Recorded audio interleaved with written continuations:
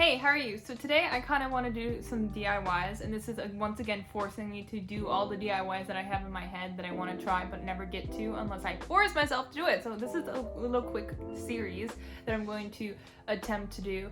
It's trying little DIYs, really quick, really simple, really easy. And so I've been wanting to try some of those TikTok DIYs that we've been seeing everywhere.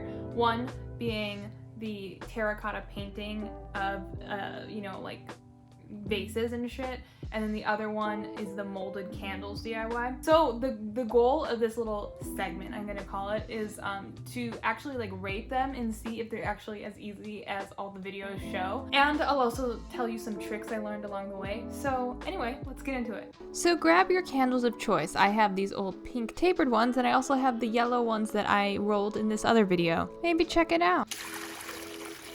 Pour some warm hot water in a bowl and let the candle sit. I mean, you could just do this in your bathtub or in the actual bucket that you had the warm hot water in, but I had to make it look pretty because the internet. I can only describe this temperature as just below scalding, and that's the only temperature I take baths at. Let it sit there for like 5 to 10 minutes. And this is the pro tip I'm going to be teaching you. Make sure you do it in the hot water. Oh, that's so gross. And this is not a hot tub. No.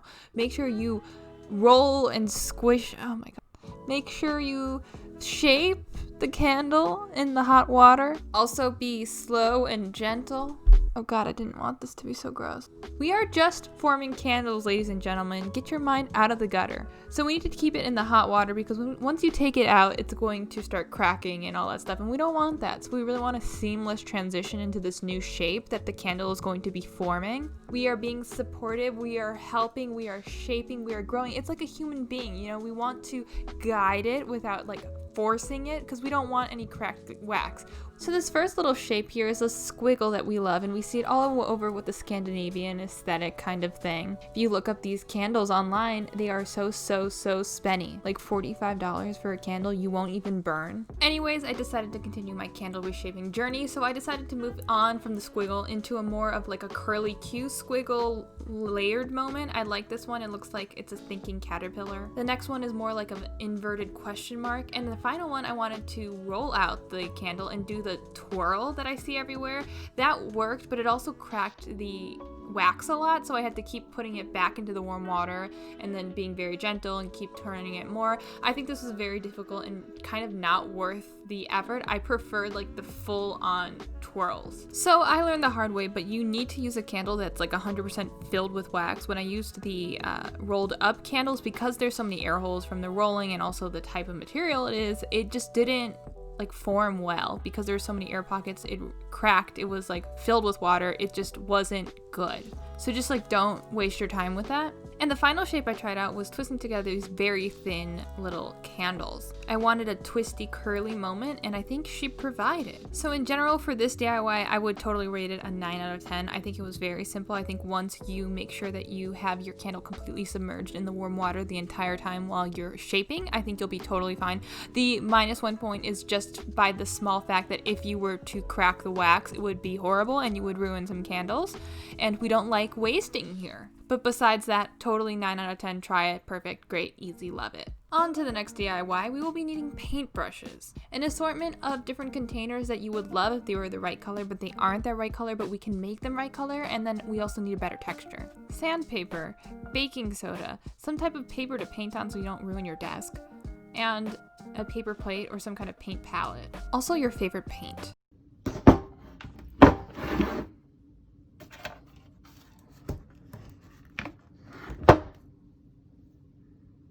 So the first thing you need to do is sand down the pieces because we need to create texture for the paint to stick onto. Don't worry, it doesn't need to be perfect. Now we're going to move on to the mixing the paint part. This is the most fun part in my opinion because it's up to you what you want to paint it. The color, I was going for like a off-white, neutral, a little bit of a pink vibe, and later I did a mossy green because I love those color combinations right now. And yes, I'm still not going to address the fact that I'm using ceiling paint as the white because I still had so much extra and I didn't want to waste it. After you've mixed your perfect shade, add in your baking soda. This is like not a science, just keep adding it until it's a thicker consistency, up to you. Then all you have to do is paint it onto your glass. So now's the time to make sure you don't put too thick of a layer on. We need to make sure it fully dries before we add the second coat, and most times it's probably going to need a second coat.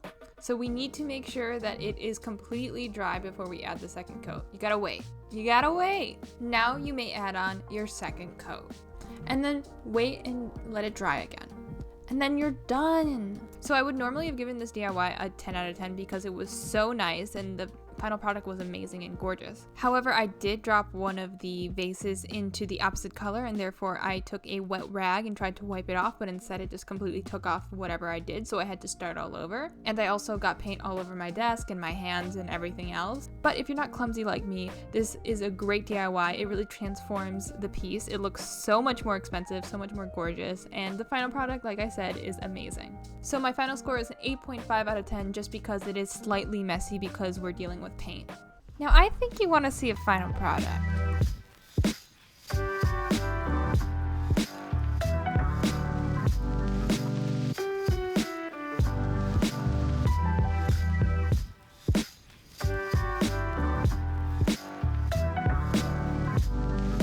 Thanks so much for watching. Hope you liked these DIYs. Hope they were simple and this gave a little bit of information about like whether it's doable or not, which it always. If you like this, like, comment, subscribe.